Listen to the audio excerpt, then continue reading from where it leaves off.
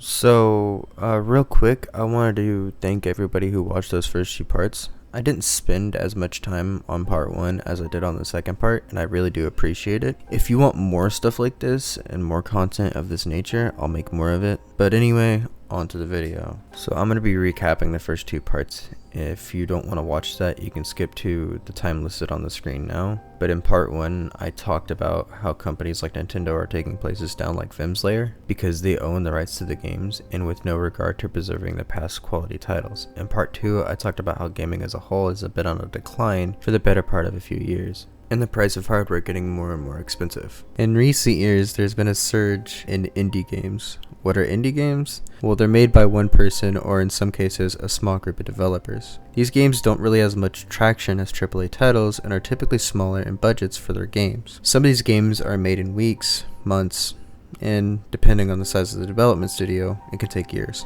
But like AAA titles, these games are often reviewed positively, and some given support by their fan bases, whether it's word of mouth or one person to another, or shown at game shows. But another thing is that these games are writing on it. If an indie game comes out in a terrible state, examples being a buggy mess or glitchy, these games will usually get shunned out of gaming in its entirety, since this isn't really a problem with AAA studios. For example, if Xbox comes out with a new game and it comes out being buggy, they can just say that it was rushed and they'll patch it over time. Another positive indie titles is that there's a sense of community from the developer or developers, as they have a direct conversation with the fan base that doesn't sound corporate or robotic. It feels more like you're talking to your friend and less talking to a teacher or a boss, unlike the AAA titles. The indie game market doesn't exactly have microtransactions. Oh wait, I haven't talked about microtransactions yet. Well, microtransactions are just that, a small fee given to players either to boost themselves higher in a game or to get cosmetic items. Again, they're not really used much in gaming, only ever being a small fee, right? Grand Theft Auto Online is a free-to-roam, open-world shooter set in the fictional state of San Andreas, a parody of Southern California. Being launched only a few weeks after Grand Theft Auto 5 in October of 2013, normally Grand Theft Auto Online breaks even with its slightly addictive gameplay loop. The game allows you to customize your character, customize your car, customize everything, which you can use GTA bucks for, the in-game currency, which you can buy with real money. Yeah, microtransactions kinda fucking suck. So I stopped playing Grand Theft Auto 5 for a while, because I got bored and I wanted to play something else besides it. When I left the game, there really wasn't many people spamming rockets or using missiles or anything like that. The moment I returned, the moment I came back to the game, there were flying fucking motorcycles and they had fucking rocket launchers and many users were buying their way up to the top using microtransactions as a way to get to it. This made the in-game currency artificially inflate by a metric fuck ton due to the simple fact that these people were using microtransactions as a way to win, basically making it impossible unless you modify the game or you buy into the microtransactions. Now I really didn't have a way to transition this section into the video, so I kinda just plopped it here. It's a big deal for people, me included, to preserving the past. Being able to play games from years ago that can't be easily obtained or just flat out impossible to play anymore. If you don't know, CDs do have a shelf life of about 50 to 100 years, and Blu-ray even has a shorter life with a 20 to 50 year range. So making games accessible for future play or for the younger crowd is extremely important. It's what makes us understand what it was like at that point in time. It helps us better understand the past and what we do and how it works. Another reason why we need to preserve the past is for cases like Forza.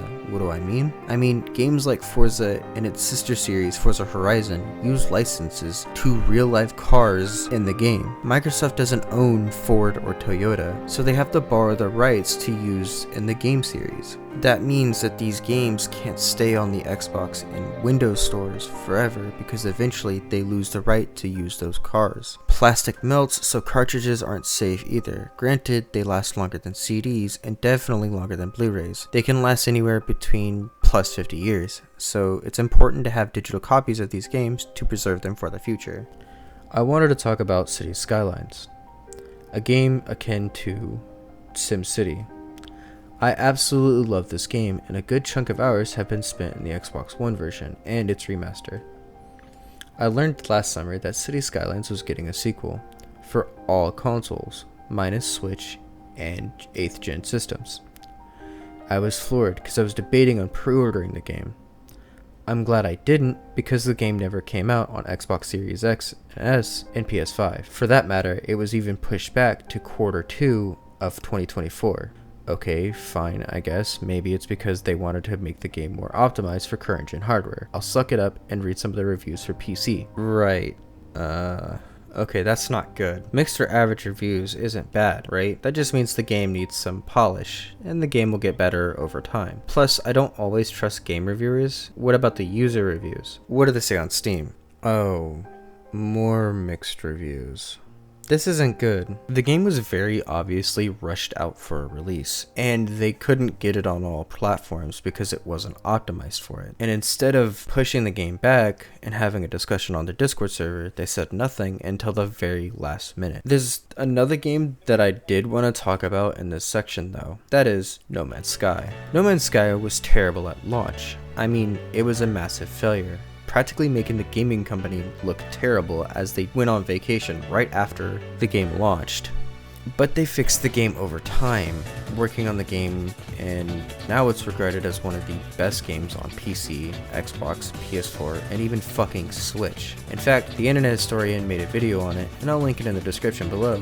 You can watch that video after mine. All I can do is state my opinion here, because there is only one clear-cut answer. That very obvious answer is to delay the game. I mean, it can save itself from a shit ton of updates, patching outs, graphical glitches, massive bugs, and terrible reviews. Even if the general audience is impatient, they would be more happy to see a game delayed rather than a game rushed out and filled to the brim with glitches. One of my personal opinions is that we can stop announcing games that don't come out for another 2 to 3 years, instead announcing it about 6 or 7 months before, so the developers can show something more than just a CGI cutscene and a title card. As an example, the new Fable game that's coming out within the next few years. It was announced in July of 2020, and yet there was no news until June 2024. An almost 4-year gap between updates. Another example of this is Pokemon Legends Arceus, a game that was announced almost a year before it released. Test Drive Unlimited Solar Crown was announced in 2020 and yet hasn't had a release date and was planned for 2024. If we keep announcing games years before they come out, then it just creates a problem, which is no one's going to care or remember when the game comes out in 20x. There was a shit ton of things that I wanted to talk about, but I didn't know enough about the topic, or just didn't want this video to be an hour long, like gacha games or mobile games, as these use shady tactics to get downloads on the iOS and Android store, or how YouTube Kids promotes colorful high energy dopamine video games, basically frying their brain receptors.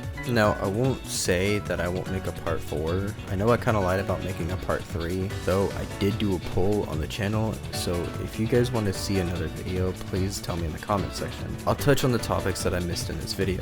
Anyway, you have a good day, and I'll see you later.